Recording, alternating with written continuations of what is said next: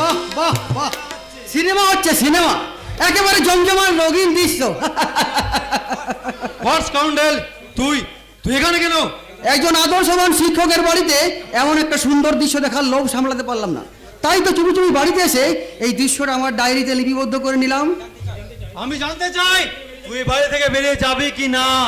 যা বাবা, প্রবেশ করতে না করতেই প্রস্থান, একবার মার সঙ্গে দেখা হবে না, কারণ এটা ভদ্রলোকের বাড়ি, তাই এখানে সমাদরভাবে সভ্য শিক্ষিত ভদ্রলোক কোনো সে বোঝানোর নয়।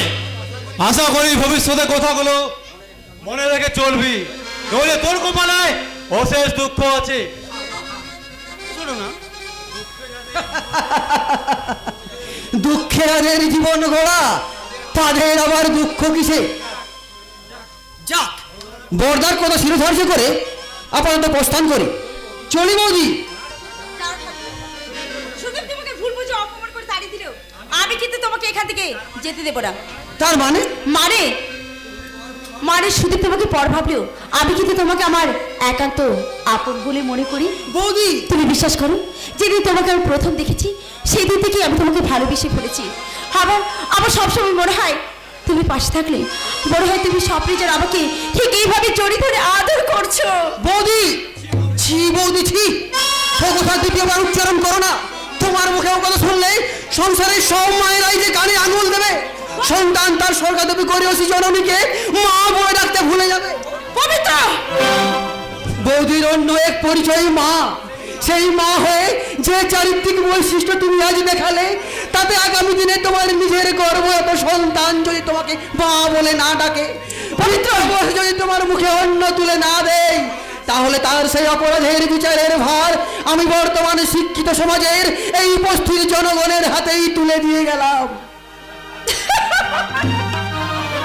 সারা খুদে লেখক সতী পড়া দেখাচ্ছে। আরে যাও যাও যাও, তোমার মতো কত লেখক আমার যৌবনের মধুকে নেশায় পাগল হয়ে নিজের বাড়ির রাস্তাটা ভুলে গেছে, আর তোমাকে বস করতে আমার দুটো দিনও সময় লাগবে না। প্রদীপ, এই প্রদীপ, প্রদীপ, এই প্রদীপ। এত ডাকাডাকি করছো কেন? বাবা, না ডাকলে তোমার মতো ডুমুর ফুলে দেখা পাওয়াতে ভার, তার আবার এখন আবার চাকরি পেয়েছো। উপহাস করছো বৌদি, লেবারের চাকরি মানুষই করে, গরু ছাগলে নয়। যাক বলো, কি জন্য ডাকছিলে? কেন, কাজ না থাকলে বুঝি আমি তোকে এখানে রাখতে পারি না? তা কেন বৌদি, নিশ্চয় ডাকবে, কারণ বৌদি আর মায়ের মধ্যে তো কোনো তফাৎ নেই। তাই তোমার মধ্যে আমি খুঁজে পাই মাতৃসত্তা। সারা দিনটা আমার 12টা বাজে, সব প্ল্যান করে বসতে যাবে। আচ্ছা প্রদীপ, আচ্ছা বৌদি, তোমার এই বেমানান পোশাক ছেড়ে তুমি কি শাড়ি পরতে পারো না? শাড়ির কথা বলছো? আরে শাড়ি পরলে তো লোকে বলবে বুড়ি, তাছাড়া আমি শাড়ি পরলে তোমার তাতে কি লাভ? লাভ? বৌদি, তোমার সেই লক্ষ্মী প্রতিমা মূর্তির পদতলে বসে এই প্রদীপ সত্যিকারে মাটির প্রদীপ হয়ে জ্বলবে। পারবে না বৌদি, পারবে না সেই রূপ ধারণ করতে? না, কারণ ওসব অভিনয় আমার হাতে ছয় না। অভিনয় কেন করবে বৌদি? নারী জীবনে সার্থকতা তো মাতৃরূপে। তুমি তুমি হবে আমার সেই জগৎ জননী মা। তোমার তো মা আছে, তাহলে আমাকে মা বলে ডাকার প্রতি তোমার এত মোহ কেন? নাকি এর পেছনে কোনো মতলব? বৌদি, স্টিল প্ল্যান্টে যে চাকরি আমি করি তাতে যে কোনোদিন হারিয়ে যেতে পারি, তাই আমি চাই আমার এক মায়ের কোলে আর এক মায়ের শান্তির আশ্রয়। ঠাকুরপো, কি বলছো তুমি? আমি ঠিক বলেছি মেজ বৌদি, আমি ঠিক বলেছি।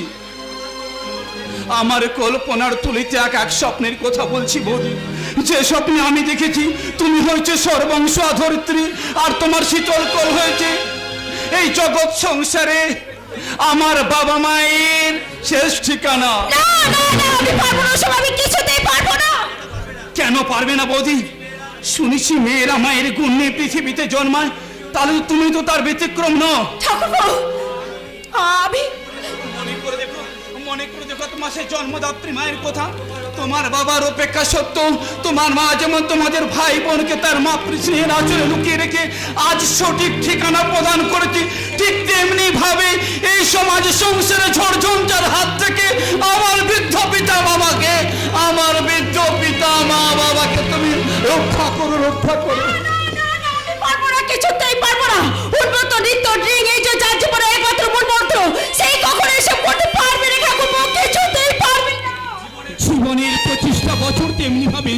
তাহলে বৌদি এবার না হয় মাতৃরূপে জীবনটাকে এনজয় করে দেখো, আনন্দ পাও কিনা। ঠাকুরপো আমি তোমার তোমার তোমার পায়ে ধরে অনুরোধ করছি বৌদি, যদি পারো আমার বাবা মাকে, যদি পারো।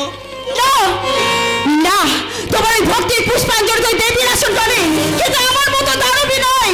কারণ আমি আমার মায়ের দেওয়া শিক্ষাকে ভুলে আমি দেবী থেকে হয়েছে দানবী। তাই আমার জীবনের প্রথম কথা এই জয়, আর শেষ কথা হচ্ছে এই জয়। আমার কল্পনার কল্পতুলি আমাকে ২০ বৃক্ষ দান করলো, তাহলে সে ২০ বৃক্ষের কাছে মোক্ষ ফুলের আশা করি কি করে?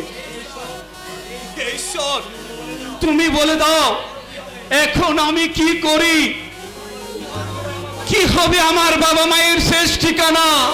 তোর মতো সুসন্তানের দেওয়া গাছতলাই হবে এই যুগের হতভাগ্য বাবা মায়েদের নিশ্চিন্ত আশ্রয়, শেষ ঠিকানা। বাবা, কিন্তু হে তুই কি করেছিস বাবা? এমএ পাশ করে একটা সামান্য শ্রমিকের চাকরি। আপনার কাছে শিখেছি বাবা, কোনো কাজে ছোট নয়। তাই তুই আমার সন্তান হয়েই দুঃখ করব না বাবা, আপনি তো বলেন উঁচুতে উঠতে গেলে প্রথমে নিচের সিঁড়িটাকে ব্যবহার করতে হয়। আমারই শিক্ষার জালে আমাকে বন্দি করে তুই আজ নিজে কোথায় হারিয়ে যাচ্ছিস বাবা? না বাবা না, আপনার শিক্ষার সত্যের প্রদীপ এত সহজে নিভে যাবে না বাবা, যেতে পারে না। তাই বলে স্টিল প্ল্যান্টে চাকরি নিয়েছিস? আরে ওরে হতভাগা, বাবা মাকে যদি কাঁদাবার ইচ্ছা ছিল তাহলে? মা, মা গো, সংসার কারাগারে বন্দি মানুষের দায়িত্ব অনেক, তার কোনোটাই তো আমি ঠিক মতো পালন করতে পারিনি। তাই একবার শেষ চেষ্টা করে দেখি বিন্দু বিন্দু দিয়ে সিন্দুর কোন উপকার করতে পারে কিনা, পারে কিনা। তাই বলে নিজেকে শেষ করে দিয়ে? না বাবা না, আপনার শিক্ষার সত্যের প্রদীপ আপনাদের পদতলে আগেও চলেছে, এখনো চলছে, আর ভবিষ্যতেও জ্বলবে। এই জটিল সংসারে কুটিল মানুষের স্বার্থ আর লোভ হিংসার ফুৎকারে নিভে যাবে না বাবা, যেতে পারে না, যেতে পারে না।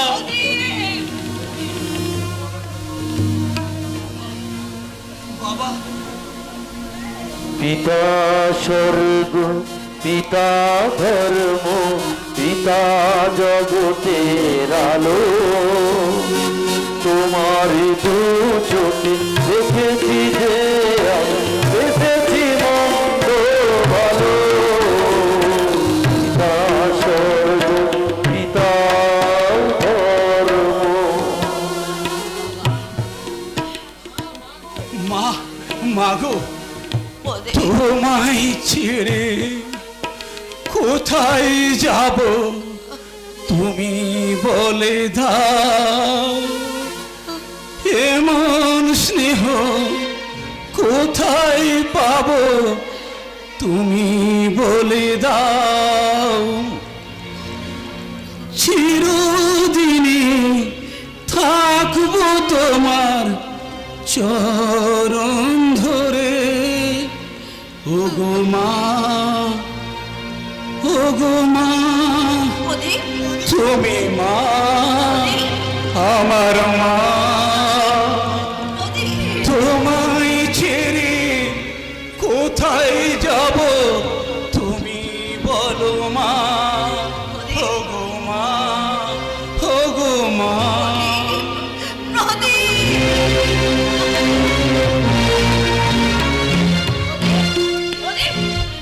চুপ করো করুণা, তুমি চুপ করো। তুমি রত্নগর্ভা, তাই তো দিচির আত্মত্যাগের আদর্শ নিয়েই যে সন্তান তোমার গর্ভে জন্মগ্রহণ করেছে, চোখের জল ফেলে তার চলার পথকে পিছল করে দিও না করুণা, পিছল করে দিও না। পাচ্ছি না, আমি কি করে চুপ করে থাকবো বলতে পারো? আমার আমার সত্যের প্রদীপ আছে, আমার নিজের জীবন বাজি রেখে আমাদের উদ্ধার কার্যে ব্রতী হয়েছে, তাই তুমি ঈশ্বরের কাছে কামনা করো তার স্বপ্ন যেন সার্থক হয়, সার্থক হয়। আপনাদের স্বপ্ন সার্থক হতে আর কি বাকি আছে বলতে পারেন? দুটো ধর্মের শাড়িতে চাকরি পেয়ে গেল, আর কি চান? বৌমা, বৌমা, এ তুমি কি বলছো? একটু কষ্ট করে বলো তো বৌমা। না বুঝতে পারার মতো মেয়ে তো আপনি নন মা। বলছি বহুদিন তো হলো বড় ছেলের ঘাড়ের উপরে চেপে আছেন। বৌমা আমরা এবার একটু দয়া করে ওই মেজো ছোটর উপরে ভর করুন, কারণ আমাদের তো একটা ভবিষ্যৎ আছে। বৌমা তাহলে আমরা কোথায় যাই বলো তো বৌমা, তোমরাই যে আমার ভবিষ্যৎ। ন্যাকামো করবেন না, বুঝলেন? বেশি ন্যাকামো করবেন না। আপনারা দুই ছেলে ভবিষ্যৎ গোছাবে, আর এক ছেলেই বা আপনাদের দায়িত্ব নিয়ে ভূতের বেকার খাটবে কেন? তুমি ঠিকই বলেছো বৌমা, এখন তুমি বলে দাও আমাদের কি করা উচিত। এর মধ্যে আবার আমাকে জানাচ্ছেন কেন? শুনুন, আজকেই আপনারা আপনাদের বড় ছেলেকে পৃথক করে দেবেন। না, বাবা! না, ও কাজ তুমি করো না, আমাদের এমন সাজানো সংসার। খুব চলে যাক, তাতে আমার কিছু করার নেই। শুনুন, আজকের মধ্যে যদি আমাদেরকে আপনারা পৃথক করে না দেন, তাহলে আপনারা আপনাদের তিন ছেলের মরা মুখ দেখবেন।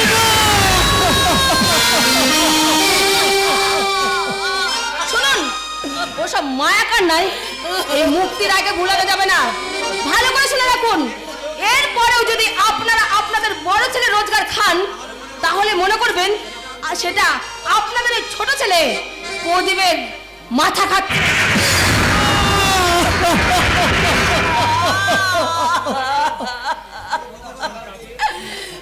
ভগবান, এই কথা শোনার আগে তুমি আমার মৃত্যু দিলে না কেন ঠাকুর? আমার মৃত্যু দিলে না কেন? কেন? ভেঙে পড়ো না করুণা, ভেঙে পড়ো না।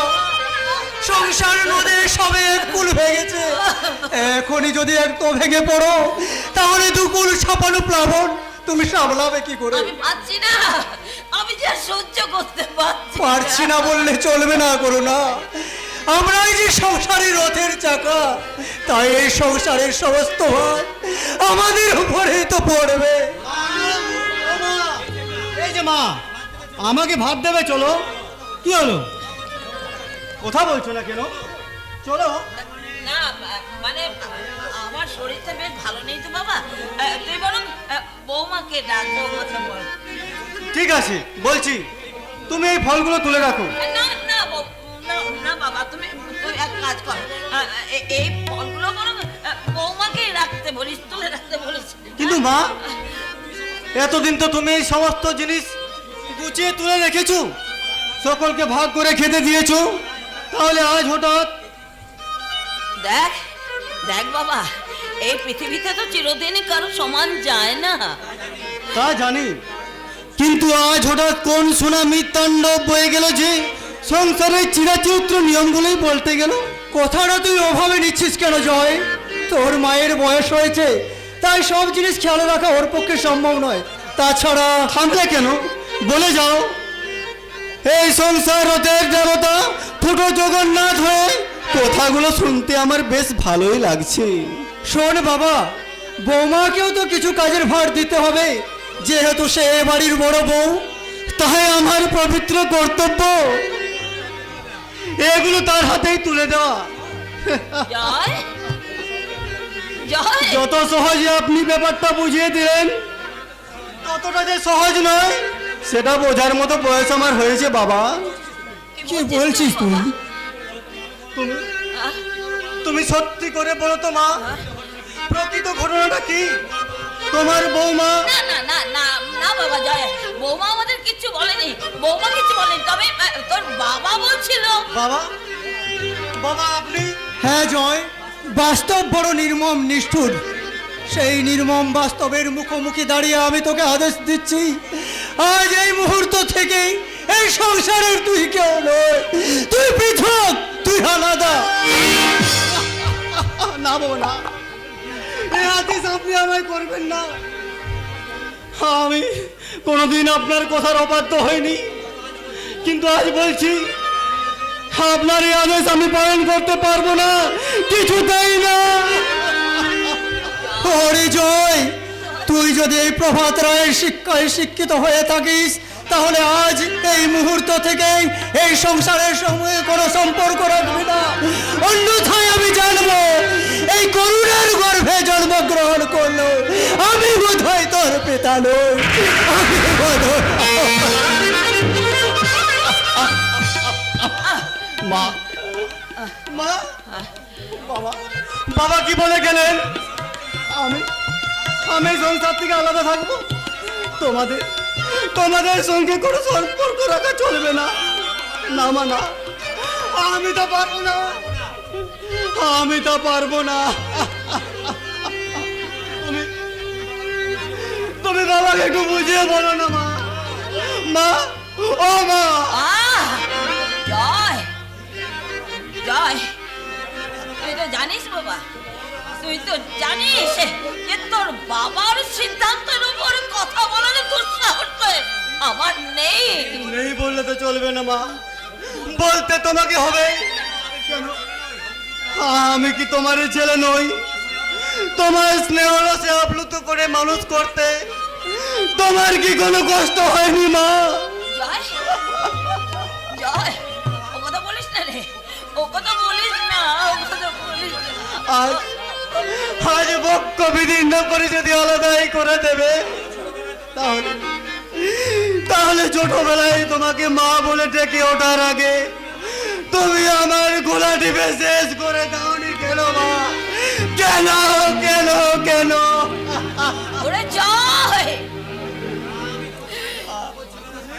আমি তোমার পায়ে ধরে অনুরোধ করছি মা, বাবাকে বাবাকে তুমি হাতে এসে ফিরিয়ে নিতে বলো, ফিরিয়ে নিতে বলো মা।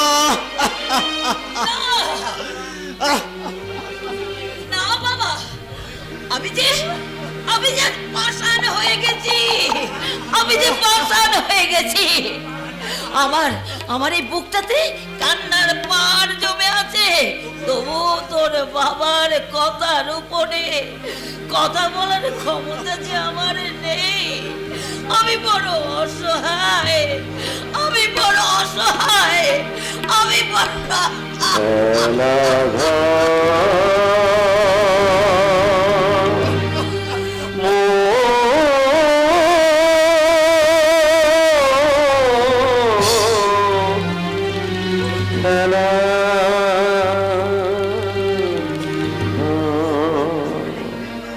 খেলা ঘরে মন ভেসে গেছে হাই নয়নের যমুনা, নয়নের যমুনা। বাসি কেন তবু নাম ধরে ডাকে, বাসি কেন তবু নাম ধরে ডাকে, আজও আঙিনা নয়নের যমুনা, নয়নের যমুনা। খেলা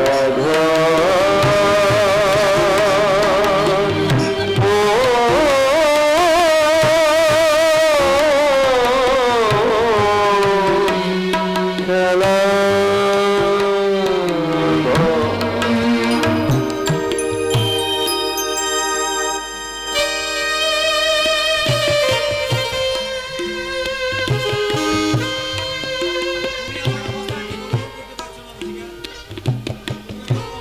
তুমি আমার অবস্থা ঠিক মতো অনুভব করতে পারছো না শিখা?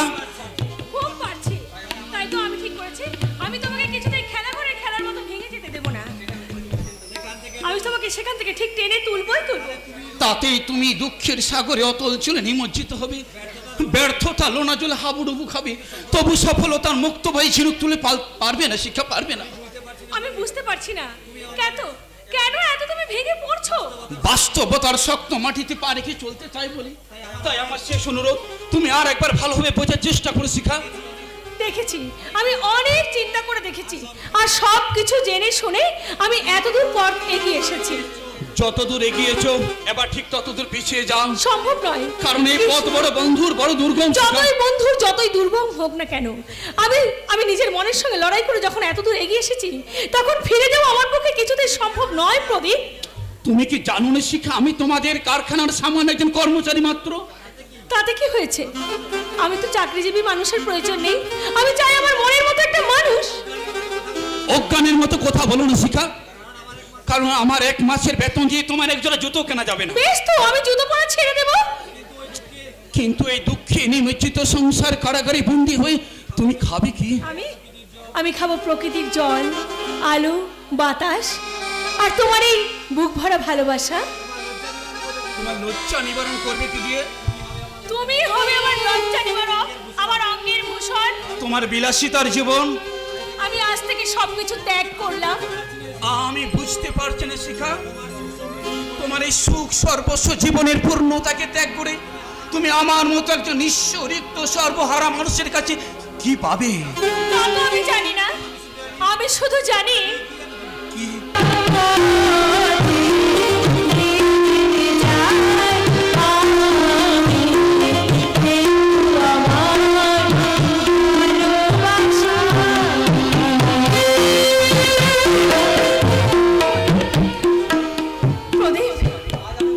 আজ আমি মুক্তকণ্ঠে মেনে নিলাম সত্যিকারে তুমি প্রদীপের শিখা।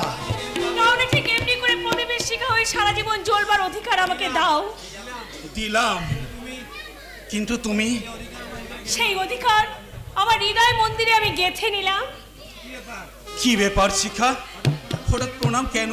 আমার হৃদয় মন্দিরে দেবতাকে আজ আমি প্রথম প্রণাম করলাম। বেশ, তুমি এখন কলেজে যাও, আমি কারখানায় চললাম। হ্যাঁ, কলেজে যাচ্ছি, কিন্তু কলেজে গিয়ে আমার পড়াতে মন বসবে কিনা আমি বলতে পারছি না। মিলনকে মধুর করতে মাঝে মাঝে বিরহের প্রয়োজন শিখা, তাই বিরহকে মাথায় আস্কারা দিয়ে মাথায় উঠতে দিও না শিখা।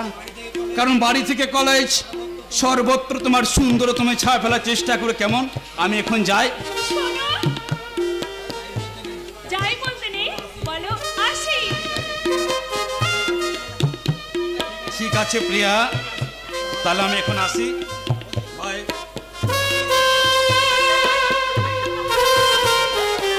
প্রদীপ, প্রদীপ, তুমি আমাকে সুখ ঐশ্বর্যের কথা বলছিলে না?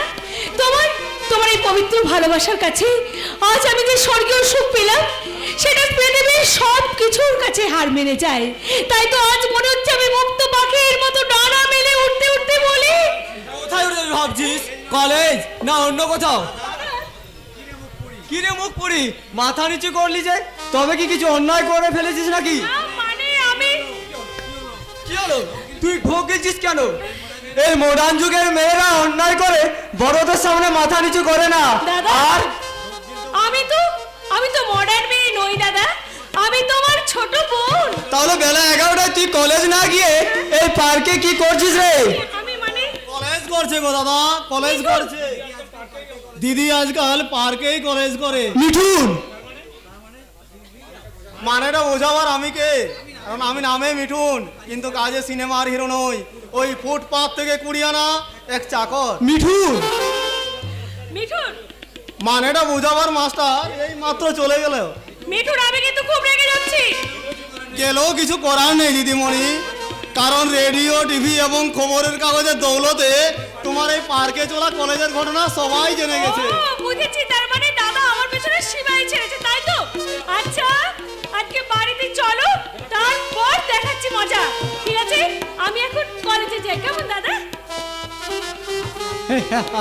ওরে পাগলি, তোর এই দাদার সাপোর্ট না থাকলে তোর সাধ্য কি যে তুই যুধিষ্ঠির দাশগুপ্তের মেয়ে হয়ে এত দূর এগিয়ে যা? আর এগিয়ে না গিয়ে এবার হয়তো এদের পিছিয়ে আসতে হবে দাদা। তোর এ কথা মনে হওয়ার কারণ ওই ম্যানেজারের দৃষ্টি পড়েছে দিদির দিকে। তাই সেদিন যখন বাবুর কাছে ম্যানেজার প্রদীপদার নামে আলোচনা করে আমি সব শুনেছি। তাহলে ও কথা তুই কেন আমায় আগে বলিসনি? বলার ফুরসত পেলাম কই? তোর কি মনে হয় বাবা ওই ম্যানেজারের কথা বেদ বাক্য বলে মেনে নেবেন? কারণ বাবু এখন ম্যানেজারের হাতের পুতুল। সে যেমন নাচাবে বাবু তেমনি নাচবে। ওদের দুজনের কবল থেকে প্রদীপ আর শিখাকে বাঁচানোর উপায় আপাতত আমার মাইন্ডে নেই, তবে খুঁজে দেখতে হবে। ঠিক আছে শোন, তোকে বাড়ির কোনো কাজ করতে হবে না। তুই শুধু ওদের দুজনের ওপর তীক্ষ্ণ দৃষ্টি রাখবি, কোনো কারণে ওদের দুজনের গায়ে আমি এতটুকু কাটার আঁচড় লাগতে দেবো না দাদা। আমি সারা জীবন দিয়ে ওদের বর্মের মতো আগলে রাখবো। অন্যায়, পাপ, অধর্ম আজ বাবাকে গ্রাস করেছে। ওদের কবল থেকে বাবাকে উদ্ধার করার কোনো পথ আজ আর আমার জানা নেই। তাই সর্বশেষ পন্থা অবলম্বন করতে গেলে আমায় ভুলে যেতে হবে সেই মহামানবের বাণী, পিতা স্বর্গ পিতা ধর্ম পিতাহি পরমং তব পিতরি প্রীতিমা বন্যে প্রিয়ন্তে সর্বদেবতা। কিন্তু তা কি করে সম্ভব? ওগো বর্তমান সমাজের শিক্ষিত বিজ্ঞ মানুষ, আপনারাই বলুন, পিতার অন্যায়ের মূলচ্ছেদ করতে পুত্র হিসাবে আমার করণীয় কি?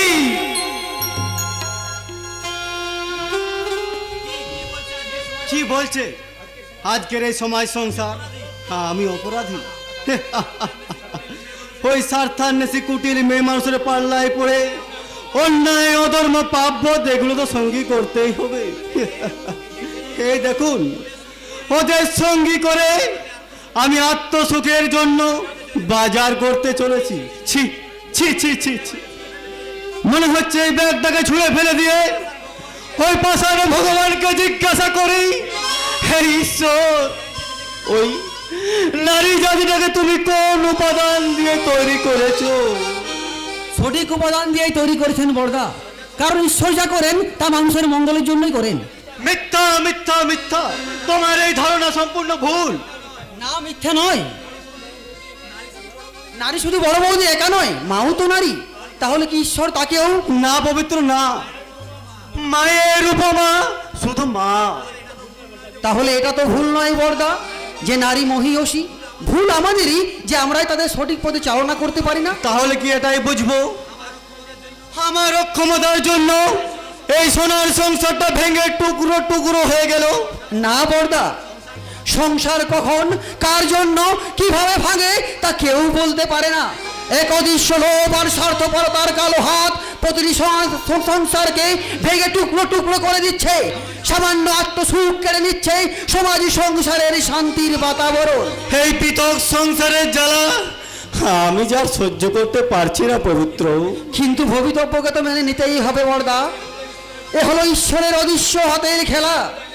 নইলে একজন গণ্যমান্য শিক্ষকের আজ এই করুণ অবস্থা হবে কেন?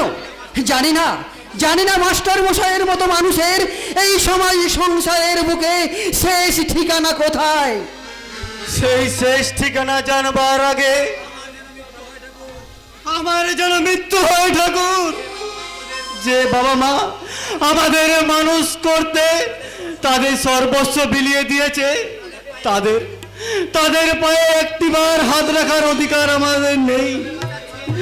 এইভাবে বাঁচার চেয়ে মৃত্যু অনেক ভালো, মৃত্যু অনেক ভালো।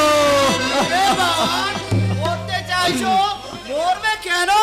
শুনোনি কবির ভাষা, মরিতে চাই না আমি সুন্দর ভুবনে, মানবের মাঝে আমি বাঁচিবারে চাই। কে আপনি? এই সকালবেলায় মদ খেয়েছেন কেন? মদ খাওয়ার আবার সকাল বিকেল আছে নাকি ব্রাদার? আমি সালা মাল্টি মিলিয়নিয়ার বীরেশ্বর মিত্রের ছেলে অর্পণ মিত্র। আমি বীরেশ্বর মিত্রের ছেলে? তার মানে তুমি ডোনার দাদা? Yes, she is my sister, but now she is Sudip রায়ের ওয়াইফ। But who are you? আমি সুদীপ রায়ের বর্দা, Joydeep Roy. I am so sorry বড়দা, কিছু মনে করবেন না, এই সকালবেলা একটু মাল খেয়ে ফেলেছি তো। ও সালা জিন্দেগিটা তো ভুল আছে। আচ্ছা কাম তুই করবি কি করে?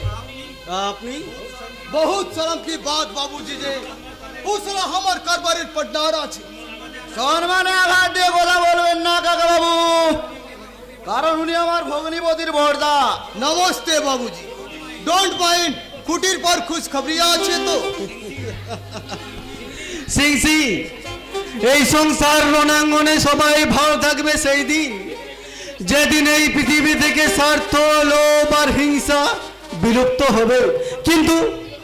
কিন্তু সাতমান তেলও পুড়বে না আর রাধাও নাচবে না। চলি সিংজি, নমস্কার। আপনি আমার আত্মীয়ের কাছে আমাকে মাতাল বললেন? তুই সারা সকালবেলার মদ পেয়েছিস, তোকে সালাকে মাতাল বলবে না তো ভদ্রলোক বলবে? জয় সিয়ারাম, জয় সিয়ারাম। কাজের কথা বলুন কাকা বাবু। काम तो बहुत अच्छे बेटा, वही काम के लिए तोके हमें हमार कारबारी पटनार बनाया। तू योग ब्लड, लेकिन काजिर कोई ना अच्छे। বেশ বলুন, আপনার যে কোনো কাজ আমি লড়িয়ে করব। तू पारवी बेटा वही 1982 साल की माघी पूर्णिमा से ही हिसाब फैसला करती। পারবো, নিশ্চয় পারবো। বলুন ওই 1982 সালে মাঘী পূর্ণিমার রাতে কি ঘটেছিল?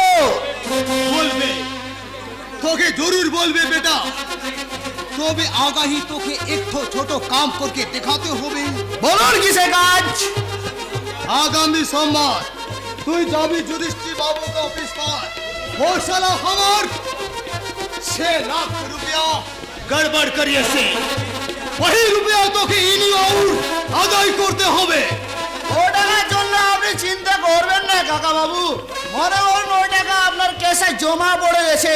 তার চেয়ে বলুন ওই 1982 সালে। बोलबे ठीक समय के लिए जरूर बोलबे बेटा, वही दिन का फैसला के लिए जिंदा हूँ। কাকা বাবু ये सरदूल सिंह शांति का दूत नहीं, कान खड़ा करके सुन बेटा, वही दिन में जरूर चाहिए खून का बदला खून। खून का बदला खून।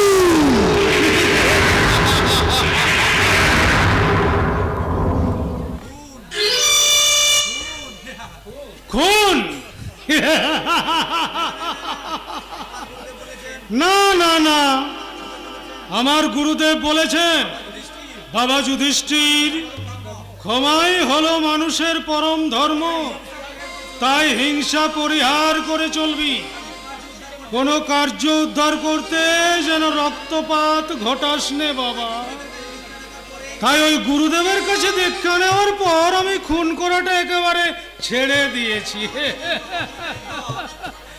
আমার ওই মূর্খ কর্মচারীর দল ভুলবশত দু একটা খুন করে ফেলে, তাই নইলে আমি থাকতে রক্তপাত নইব নইব চ। আমার গুরুদেব দয়াল প্রভু শ্যামসুন্দর গোস্বামীর আদেশে জানোয়ারটাকে একেবারে শেষ করা হয়েছে স্যার।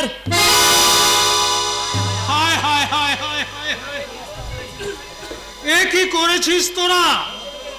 ভদ্রলোকের এমন একটা ছেলেকে তোরা মরতে দিলি কেন? সালা বামুন হয়ে চাঁদ ধরতে গিয়েছিল, তাই নিয়টি ওর চুলের মুঠি ধরে। তাই নাকি? তা কি করে মরল রে?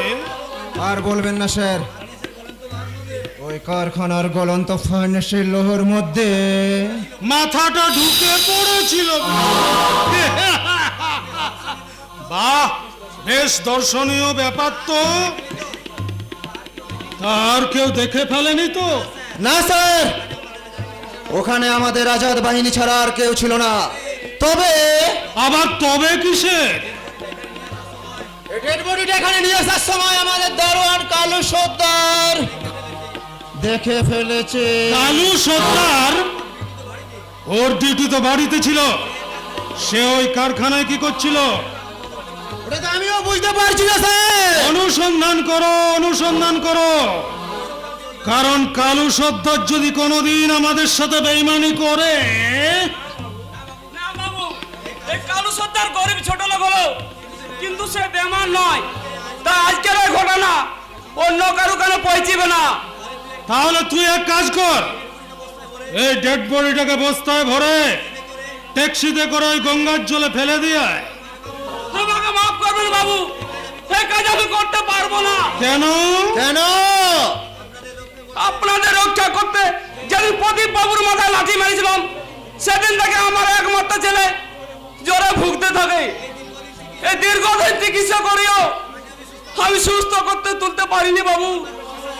আমার সাজা দিয়ে, আমার কামিয়ে আমার ছেলে গত রাতে চলে গেছে বাবু, চিরকালে চলে গেছে। শোন কালু, তাই বলছি যে গেছে সে তো আর ফিরবে না। তাই তার দুঃখ ভুলে আমাদের যে যার কর্তব্য তো আমাদের নিজেদের পালন করতে হবে। না বাবু, এই পাপ কাজ আমি করতে পারবো না। তাহলে কি জন্য এসেছিস তুই এখানে? ছুটি নিতে বাবু, ছুটি নিতে। আজ থেকে আমার একবারে ছুটি। এই আপনার এই পাপ কাজে আমি জবাব দিয়ে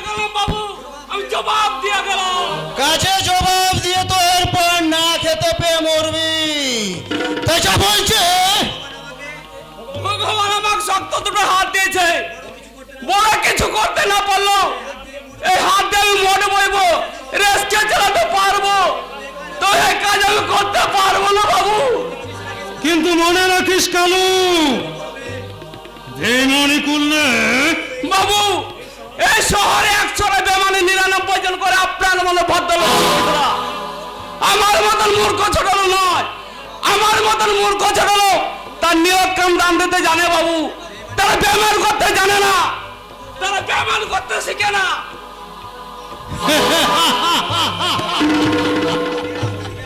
এরাও যদি জ্ঞানদাতা হয়ে যায় তাহলে সমাজটা উচ্ছন্ন যেতে আর বাকি কোথায়?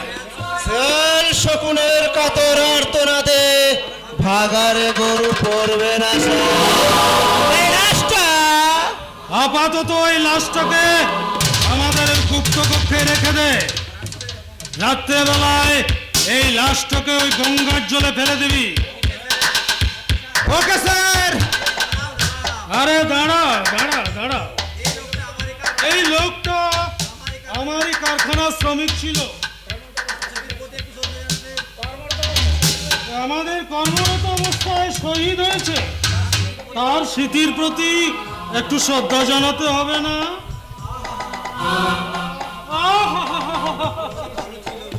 বেচারি শখ ছিল গো, বেচারি শখ ছিল আমার জামাই হবে, কিন্তু দুর্ঘটনায় সব ওলট পালট হয়ে গেল। বেচারা এই মুখ দিয়ে আমার মেয়ের কতই চুমুনা খেয়েছে। হায় হায় হায়, তুই তুই একে একটু ভালোবেসে কাছে টেনে নিয়ে ওর এই মুখটায় লাথি মেরে ওই গঙ্গার জলে ফেলে দিয়ে আসবি। যা। চলে সুলতান, তোমার সদ্গতির ব্যবস্থা করি। তোমার মৃত্যু দিয়ে শুরু হোক আমার নতুন কর্মজীবন।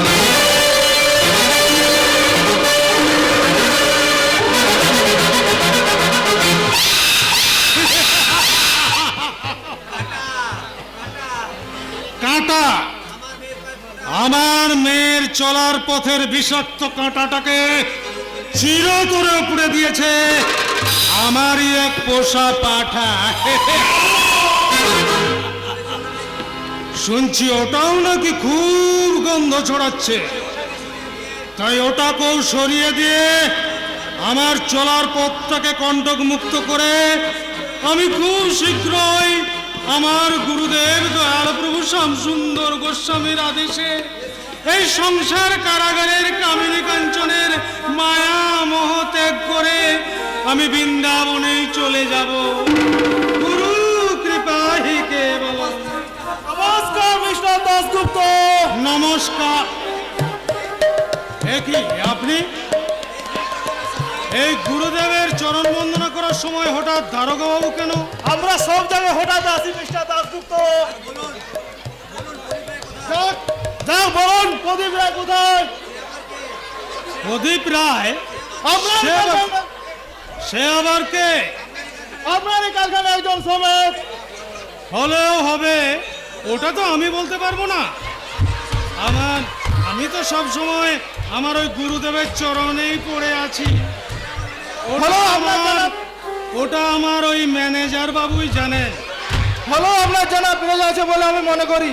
শুনুন মিস্টার দাশগুপ্ত, প্রদীপ রায় আপনার কারখানার কাজে যোগ দিয়েছিল, কিন্তু সে আর ফিরে যায়নি। হঠাৎ একটা এমন অভিযোগ আপনাকে করলো কে? সে আপনার জন্য কাজ না মিস্টার দাশগুপ্ত। আপনি শুধু এটা জানা হবে প্রদীপ রায় এখন কোথায়। দেখুন, ওই কারখানার কাজে ফাঁকি দিয়ে কোথাও প্রেম ট্রেম করছে কিনা। হঠাৎ আপনার এরকম ধরনের কারণ? না মানে ইয়াং ছেলে তো, তাই মনে হলো আর কি।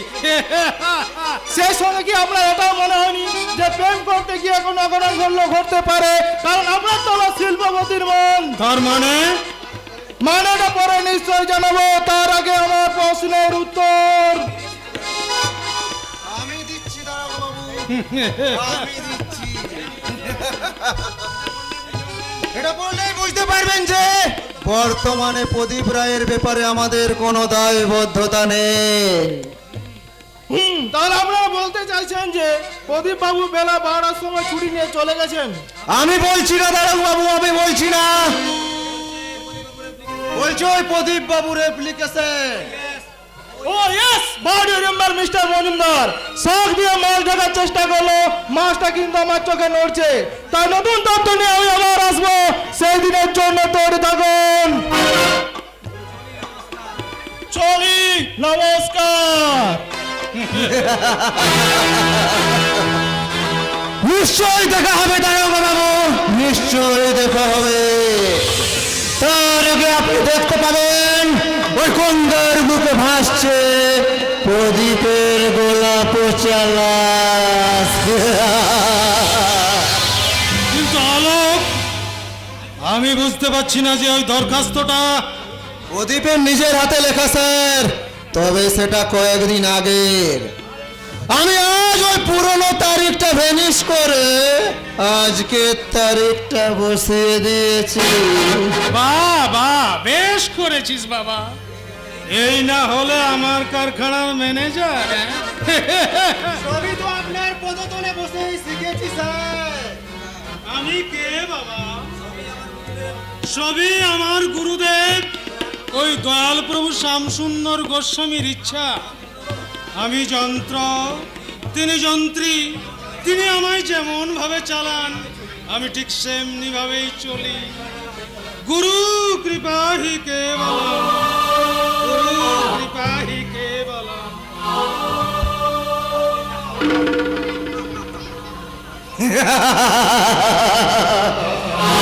দাশগুপ্ত, সত্যি আপনি একটা যন্ত্র। শুধু সময়ের অপেক্ষা, ওই যন্ত্র চালাবো আমি।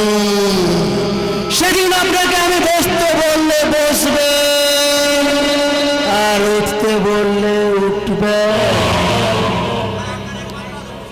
আর আপনার একমাত্র আদরণী শিক্ষাকে আমি আদর করে আমার অঙ্ক শৈলী করব।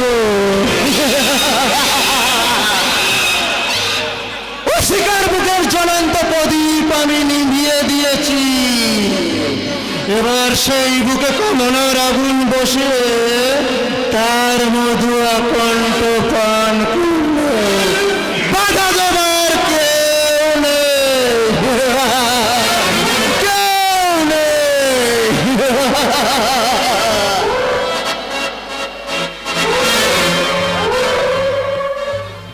প্রদীপ, প্রদীপ, কই এখানে তো কেউ নেই। তাহলে কে আমাকে মা মা বলে ডাকলো? আমি যে স্পষ্ট শুনতে পেলাম আমার প্রদীপ, আমার প্রদীপ আর তো চিৎকার করছে। আমার যেন মনে হলো সে যেন আমাকে তারস্বরে ডাকছে বিপদে পড়ে। ওগো, ওগো, তোমরা কেউ জানো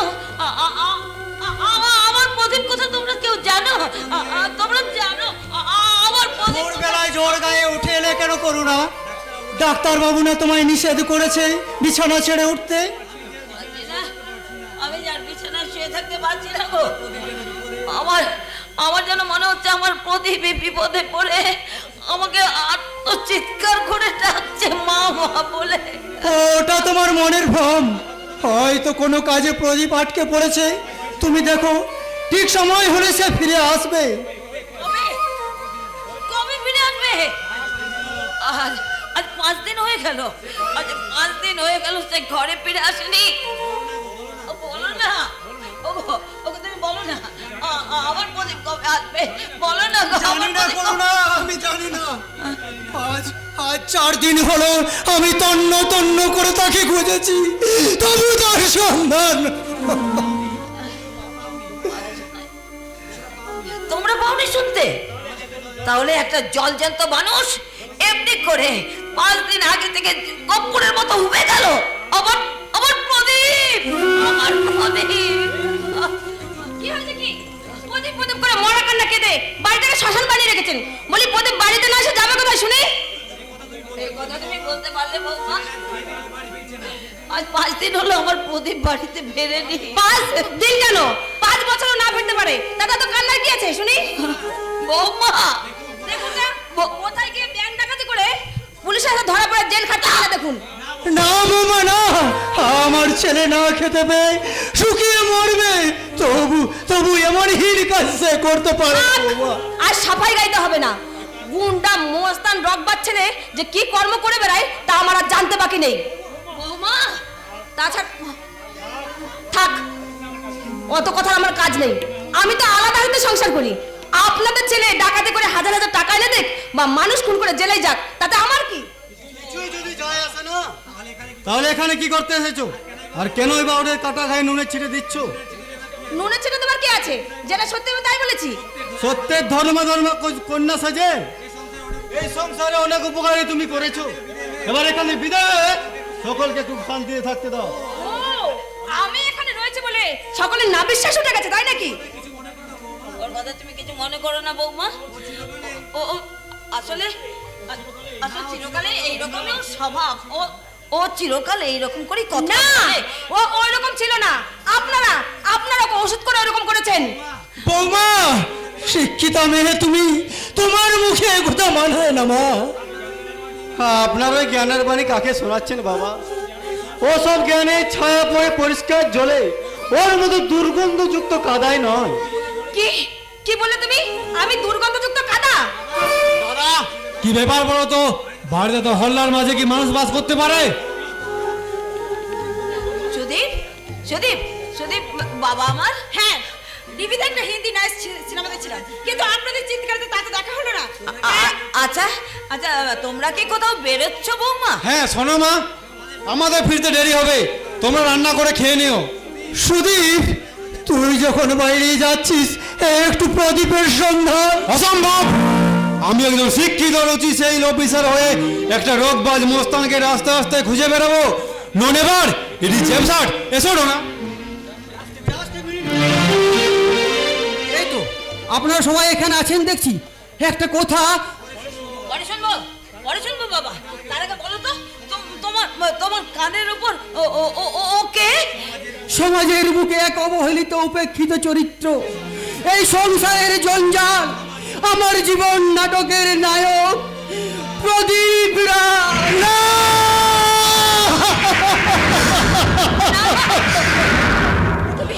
তুমি কাকে কাঁধে করে নিয়ে এসেছো পবিত্র? কাকে?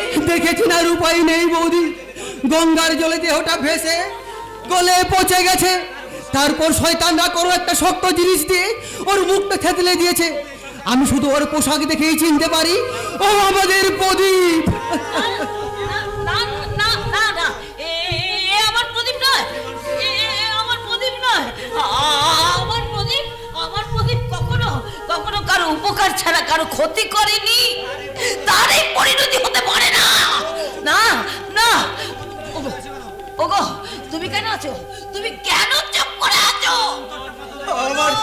আমার অন্তরটা পাথর হয়ে গেছে করুণা, তাই সাধু চেষ্টা করো, এই পাথরের চোখে আমি জল ঝরাতে পারছি না। হে কি তুমি কোথায় পেলে পবিত্র? গঙ্গার জলে ভাসতে ভাসতে দেহটা তীরে এসে ঠেকেছিল, তাই সেখানে অনেক কৌতূহলী মানুষ জড়ো হয়েছিল। তাদের মাঝ থেকেই আমি আবিষ্কার করি ও আমাদের প্রদীপ।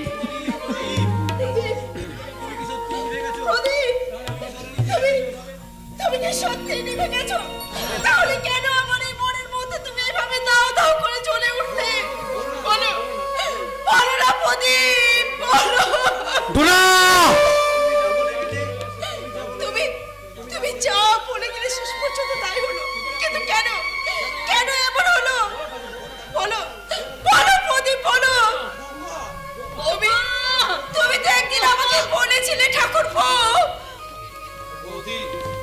বৌদি, স্টিল প্ল্যান্টে যে চাকরি আমি করি তাতে যে কোনো দিন হারিয়ে যেতে পারি, তাই আমি চাই আমার এক মায়ের কোলে আর এক মায়ের শান্তির আশ্রয়। ঠাকুরপো, এই তুমি কি বলছো? আমার কল্পনার তুলিতে এক স্বপ্নের কথা বলছি বৌদি।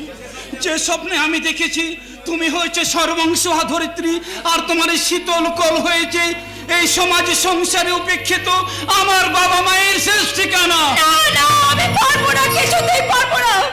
কেন পারবে না বৌদি? শুনেছি মেয়েরা মায়ের গুণ নিয়ে পৃথিবীতে জন্মায়, তাহলে তুমিও তো তার ব্যতিক্রম নও। না, মনে করে দেখো তোমার জন্মদাত্রী মায়ের কথা। তোমার বাবার উপেক্ষা সত্ত্বেও তোমার মা যেমন তোমাদের ভাই বোনকে তার মাতৃস্নেহের আঁচলে লুকিয়ে রেখে আজ সঠিক ঠিকানা প্রদান করেছেন, ঠিক তেমনি ভাবে এই সংসারে ঝড় ঝঞ্ঝার হাত থেকে আমার বৃদ্ধ পিতা মাতাকে না, না, না, ঠিক করে উন্মত্ত নৃত্য যৌবন যায় একমাত্র মতো, সেই সব পারে না ঠাকুরপো, এসব কিছুতেই পারে না। জীবনের 25টা বছর তেমনি ভাবে এনজয় করলে বৌদি, এবার না হয় মাতৃরূপে জীবনটাকে এনজয় করে দেখো, আনন্দ পাও কিনা। আমি তোমার পায়ে ধরে অনুরোধ করছি বৌদি, আমি তোমার পায়ে ধরে অনুরোধ করছি, যদি পারো। ঠাকুরপো, তুমি যা বলেছিলে শেষ পর্যন্ত তাই না। তুমি কি সত্যি আমার উপর অভিমান করে চলে গেলে? বেশ বেশ ঠাকুরপো, আমি তোমার মৃতদেহ স্পর্শ করে আমি কথা দিচ্ছি, আমি তোমার কথার মর্যাদা রাখবো ঠাকুরপো। আমি প্যান্ট ছেড়ে শাড়ি পরবো, এই নকল মোহিনী রূপ ছেড়ে আমি মাতৃ রূপ ধারণ করবো। এসব তুমি কি বলছো বৌমা? গোনা! বুঝতে পারছি না। মাগো, উগ্র আধুনিকতার সাথে যখন আমি গা ভাসিয়ে চলেছি, তখন সবাই আমাকে বাহবা দিয়েছে, কিন্তু কেউ আমাকে একবারও বলেনি যেটা আমার ভুল। আমি এতদিন শুধু মরীচিকার পিছনে ছিল। হ্যাঁ গো, শুধুমাত্র ঠাকুরপো সেই ছেলে যেই তারা আমার বিবেকের পিঠে কষাঘাতের আঘাত এনে আমাকে পৌঁছে দিয়েছে যে এতদিন আমি যা করেছি তা ভুল। আমি এতদিন আমার জীবনটাকে নিয়ে ভুল পথে চলেছি। ভুল ভুল, আমার জীবনটা মহা ভুলে ভরা। বাবা, বাবা, আপনি সর্বজন মানুষ শিক্ষক, তবু আপনার শিক্ষায় নয়, আপনার ছেলের শিক্ষায় শিক্ষিত হয়ে আজ থেকে আমি আমার জীবন ধারা আমি বদলে নিলাম। বাবা, আমি আমার জীবনে চলার গতি আমি বদলে নিলাম। চলুন মাস্টার মশাই, এই পোজা গোড়া দেহটাকে নিয়ে এখানে আর অপেক্ষা না করে একে শ্মশানে দাহ করার ব্যবস্থা। দাঁড়াও! ওকে শ্মশানে দেওয়া করার আগে আমাদের সকলের মাঝে একটা কথা পরিষ্কার হয়ে যাওয়া দরকার। কি কথা? দাদা সংসার থেকে আলাদা, প্রদীপ যদিও বা কিছু রোজগার করে দিচ্ছিল, তাও বন্ধ হয়ে গেল। এখন সংসারটা চলবে কিভাবে? কে নেবে বাবা মায়ের দায়িত্ব? সুদীপ, তুই কি বলছিস বাবা? ঠিকই বলছি। আমার বাড়িটা কমপ্লিট হয়ে গেলে আমরা সেই নতুন বাড়িতে চলে যাব, তখন সংসারটা চলবে কিভাবে? কি হবে তোমাদের নতুন ঠিকানা? তাছাড়া এখনকার দিনে কোনো সরকারি চাকরিজীবী তার বাবা মায়ের সাথে একই ছাদের তলায় থাকে না।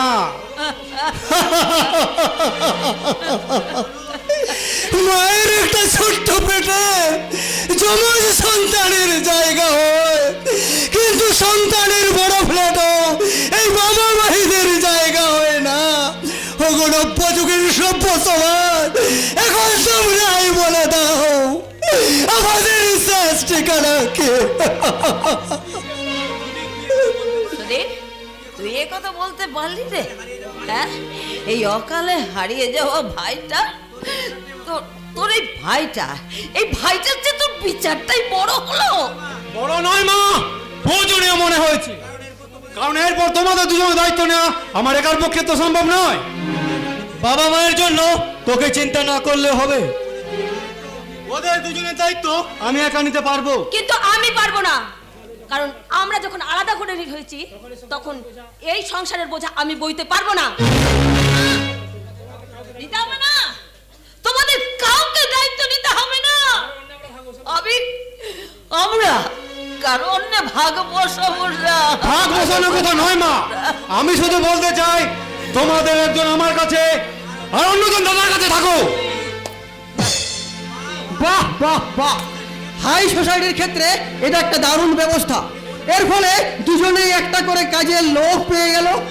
পবিত্র আধুনিক সমাজে সুসভ্য মানুষের দল, কান পেতে শোনো, এই কুটিল সংসারের বুকে একজন শিক্ষিত বিবেকবান সন্তান খুঁজে দিচ্ছে তার বাবা মায়ের শেষ ঠিকানা। বাংলাদেশে সোনাই মোরা কোথায় থাকবে বাবা মা সভ্য দেশে মানুষ তোমরা খুঁজে দাও সেই ঠিকানা বাংলাদেশে সোনাই মোরা কোথায় থাকবে বাবা মা সভ্য দেশে মানুষ তোমরা খুঁজে দাও শেষ ঠিকানা খুঁজে দাও সেই ঠিকানা খুঁজে দাও সেই ঠিকানা।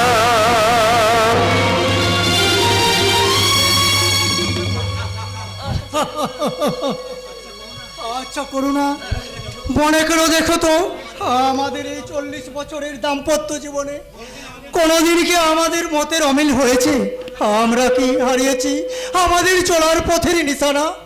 দেখো না, অথচ দেখো আজ আমাদের এই সন্তানেরা খুঁজে দিচ্ছে আমাদের শেষ ঠিকানা। আমি বেঁচে থাকতে তোমাদের এই পরিণতি আমি হতে দেব না, আমি দেব না। বাধা দিস না বাবা জয়দীপ, সময় সংসারে এই মূল্যহীন বেত খোড়ার ভার নিয়ে তুই তোর সমাজ থেকে কেন বিচ্ছিন্ন হবি বাবা? আয় বাবা,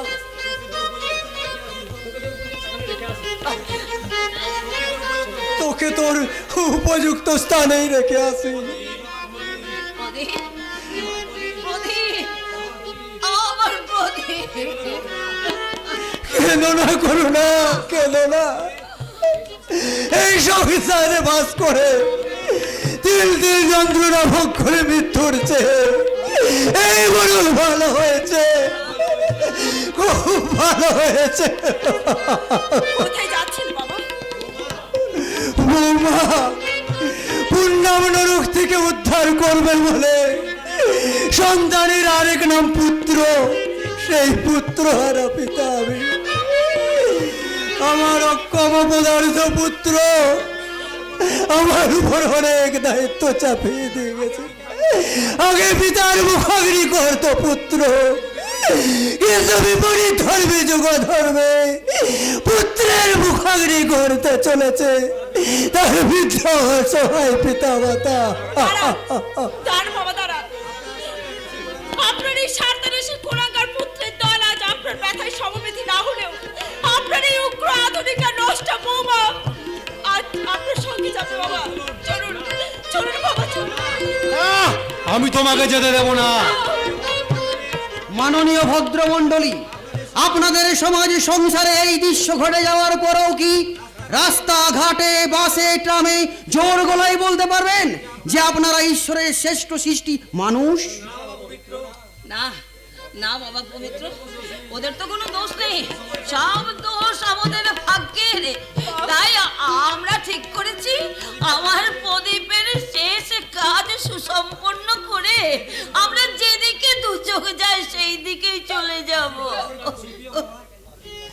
আমি আশীর্বাদ করি তোরা তোরা সুখে থাক, তোরা তোরা শান্তিতে থাক, তোদের জীবনে স্বস্তি নেবে আসুক, স্বস্তি নেবে। চলো করুণা চলো, আমাদের যে যাওয়ার সময় হয়েছে।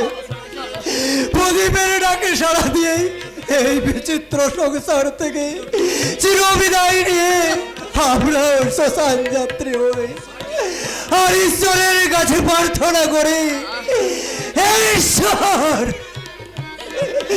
এই যাত্রাই যেন আমাদের শেষ যাত্রা হয়। না বাবা না,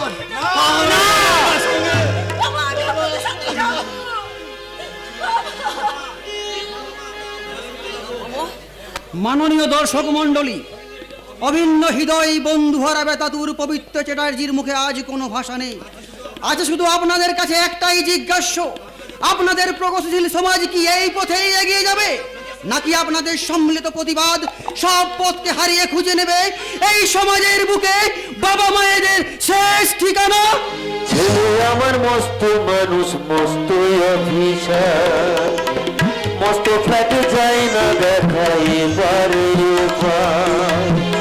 হরেক রকম জিনিস আর আসবাব দামি দামি, তারই মধ্যে ছিলাম শুধু একমাত্র আমি। ছেলে আমার প্রতি অগাধ সম্ভ্রম, ঠিকানা তাই যে আমার বিধ্বস্ত